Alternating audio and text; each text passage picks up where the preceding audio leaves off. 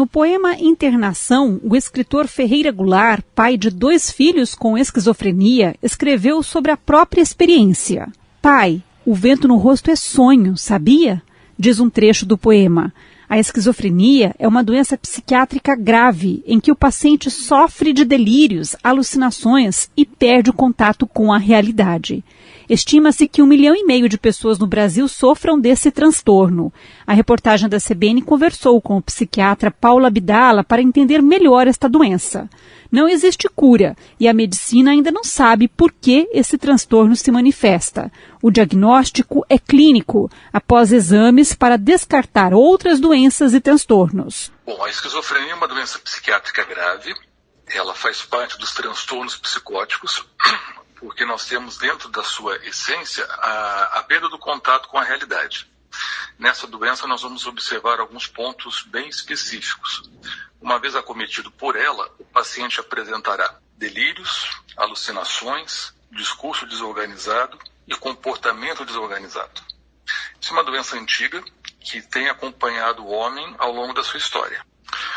Até o presente momento nós não temos uma causa definida. Nós não temos um porquê essa doença se manifesta. E, em função disso, também não existe um exame que possa comprová-la. Os exames são solicitados justamente para afastar a possibilidade de outras doenças associadas. Por exemplo, você está atendendo uma pessoa que você julga ser portadora dessa doença. É prudente que você faça alguns exames para afastar outras doenças que manifestam sinais e sintomas parecidos. Você pode fazer uma tomografia de crânio, uma ressonância, para afastar a presença, por exemplo, de um tumor. Mas o exame em si não vai diagnosticar a esquizofrenia. Você vai fazer um diagnóstico em cima dos sinais denta e fará os exames para excluir outras possibilidades. A alucinação é um dos principais sinais da esquizofrenia, que surge geralmente no final da adolescência e início da vida adulta. É preciso ficar atento a sinais como comportamento. Geralmente são alucinações auditivas, o paciente refere ouvir vozes, em geral vozes que o acusam de algo. O paciente pode referir ter visões estranhas, sentir odores estranhos, ter uma alteração no seu paladar.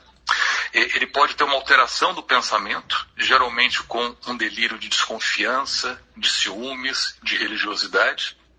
E pode ter uma desorganização no seu comportamento, trocando o dia pela noite, descuidando da sua higiene pessoal, tendo um deterioro no desempenho escolar e profissional.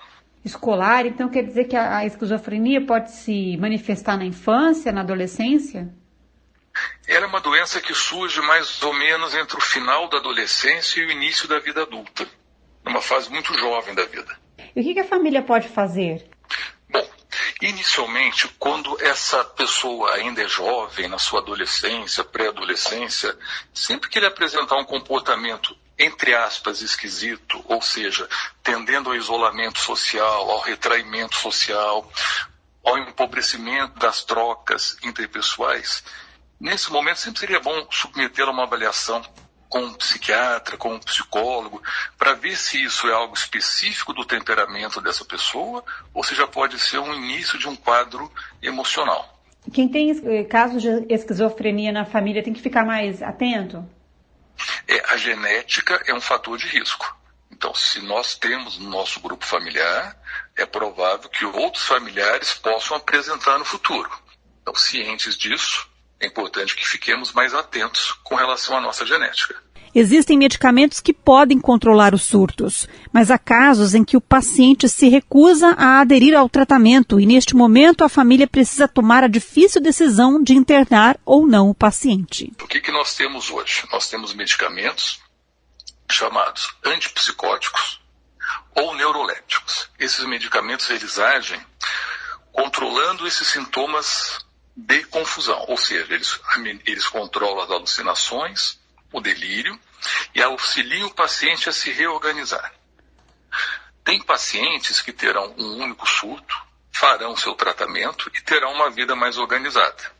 Outros pacientes, mesmo com tratamento adequado, poderão ter vários surtos ao longo da sua vida, mesmo no uso da medicação. Então, se você puder oferecer um bom medicamento, mas um acompanhamento em psicoterapia para ajudá-lo a reorganizar na sua rotina de vida, você poderá oferecer um tratamento com mais eficiência. Mas e aqueles pacientes que se recusam a tomar o medicamento ou que começam até a tomar o medicamento, mas depois, quando não tem mais ninguém supervisionando, eles acabam deixando o medicamento de lado? Esse é um grande problema que nós enfrentamos quando nós cuidamos de pessoas com essa patologia.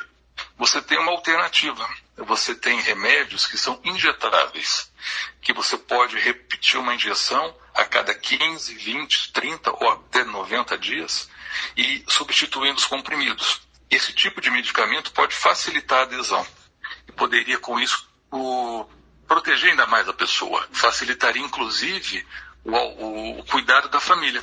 Porque para a família é muito difícil.